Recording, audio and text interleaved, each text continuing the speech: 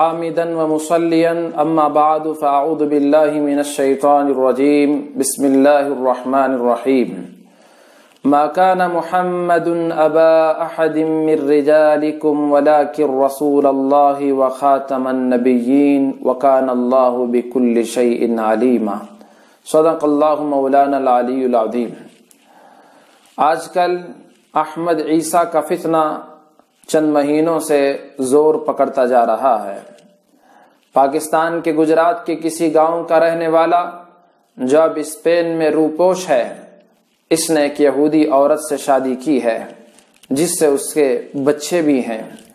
کسی بند کمرے میں بیٹھ کر اپنے ویڈیو بنا کر سوشل میڈیا کے ذریعے سے امت اسلام میں پھیلانے کی کوشش کر رہا ہے۔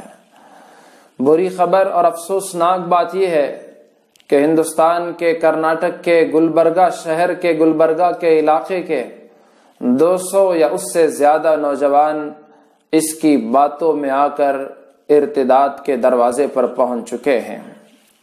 رسول اللہ صلی اللہ علیہ وسلم کے زمانے میں اسود عنسی، سجا بنت الحارث، مسلمہ کذاب وغیرہ نے نبوت کا جھوٹا دعویٰ کیا تھا۔ مسلمہ کذاب نے تو حد کر دی۔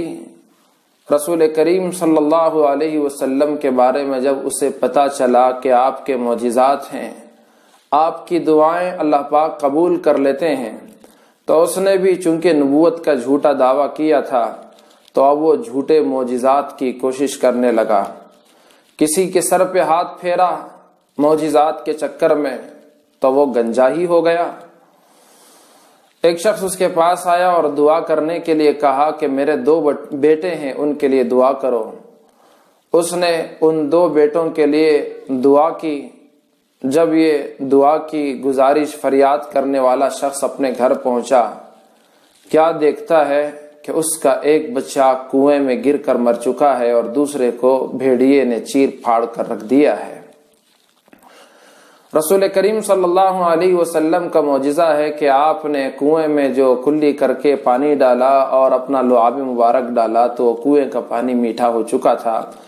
تو اس نے بھی نقل اتارنے کی کوشش کی۔ جیسے ہی کنویں میں اس نے کلی کر کے اپنا تھوک گندگی ڈالی تو وہ کنویں کا سارا پانی کڑوا ہو گیا اور پانی نیچے چلا گیا۔ اس کے باوجود قوم ربیعہ کے 1,00,000 لوگ اس کے ارد گرد جمع ہو گئے۔ حضرت ابوبکر رضی اللہ تعالی عنہ کے زمانے میں حضرات صحابہ اکرام کے 24,000 کا لشکر اس کی سرکوبی کے لیے نکلا۔ بالآخر اس کے ساتھ مسلمہ کے ساتھ اس وقت 40,000 کی فوج تھی قوم ربیعہ کی۔ خالد بن ولید رضی اللہ تعالی عنہ نے اس کو جہنم رسید کر دیا۔ اسی طرح اسی کی نسل کا مرزا غلام قادیانی، جس نے نبوت کا جھوٹا دعویٰ کیا تھا، بیت الخلا گیا اور اسی گندگی میں واصل جہنم ہو چکا۔ یہ اور اس جیسے جھوٹے مکار آئے ہیں، آتے رہیں گے اور اپنے انجام بد کو پہنچتے رہیں گے۔ انشاءاللہ ان قریب ہم اس احمد عیسیٰ کا بدترین انجام بھی دیکھیں گے۔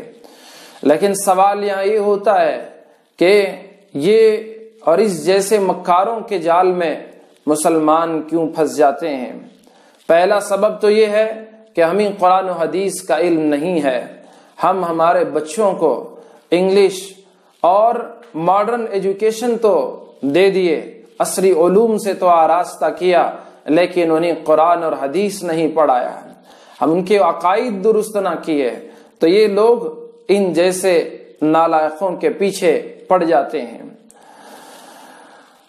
پہلی بات، ہمیں قرآن اور حدیث کا علم ہم کو بھی ہونا چاہیے اور ہماری اولاد کو بھی دینا چاہیے کہ قرآن نے نبوت کے سلسلے میں کیا کہا ہے۔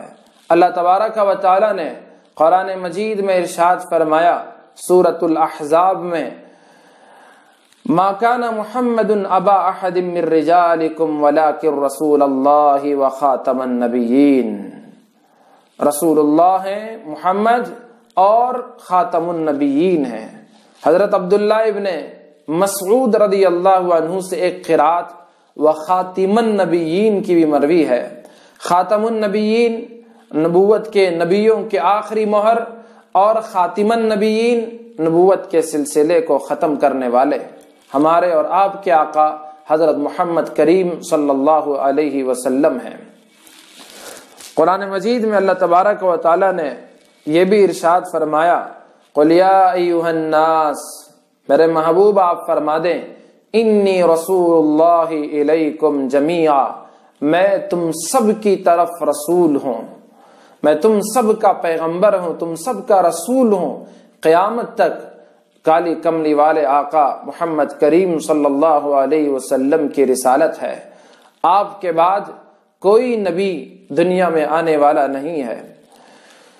امام بخاری و مسلم نے ایک حدیث نقل کی، صحیح حدیث ہے، رسول اللہ صلی اللہ علیہ وسلم نے ارشاد فرمایا، میری اور انبیاء علیہ السلام کی مثال ایک خوبصورت محل کی سی ہے جس میں ایک اینٹ کی جگہ چھوڑ دی گئی ہو، دیکھنے والے اسے دیکھ کر اش اش کریں گے، مگر ایک اینٹ کی جگہ جو خالی ہے، وہ رسول کریم صلی اللہ علیہ وسلم نے ارشاد فرمایا، اس خالی جگہ کو میں نے بھر دیا ہے اور میں ہی وہ آخری اینٹ ہوں، وہ خاتم النبیین، اور میں خاتم النبیین ہوں۔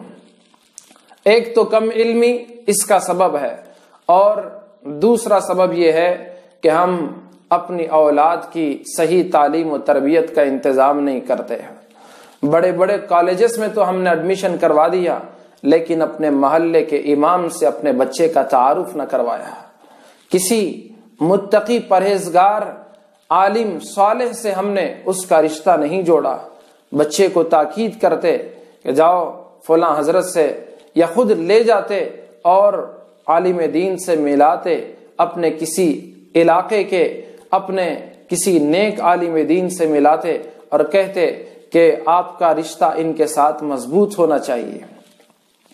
آپ ہر معاملے میں حضرت سے، ان مولانا سے، عالم دین سے مشورہ کریں اور مشورے سے اپنا کام کریں۔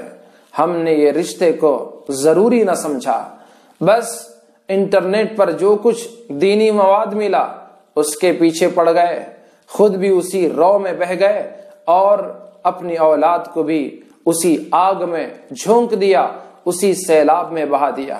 پھر کیا ہوئی؟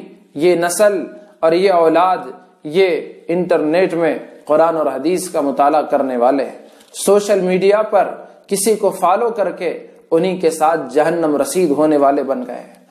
تو ضرورت ہے کہ اپنی اولاد کی ہم صحیح رہبری کریں کہ بچہ کون سی ویب سائٹ پہ جا رہا ہے، یوٹیوب پر کس چینل کا سبسکرائبر بنا ہوا ہے اور کس کو وہ فالو کر رہا ہے، اس پر خاص توجہ دینے کی ہر مسلمان کو ضرورت ہے۔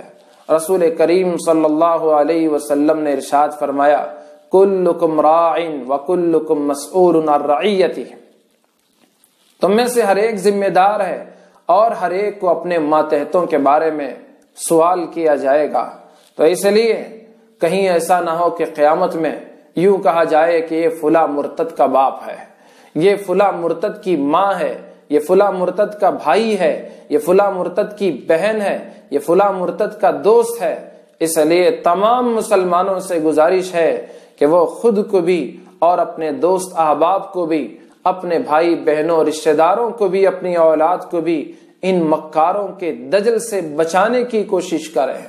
اللہ تبارک و تعالی ہم ان مکاروں سے، دجالوں سے، ان کذابوں سے اور ان جھوٹے لوگوں سے ہماری اور پوری امت مسلمہ کی حفاظت فرمائے۔ آمین۔ وآخر دعوانا ان الحمد للہ۔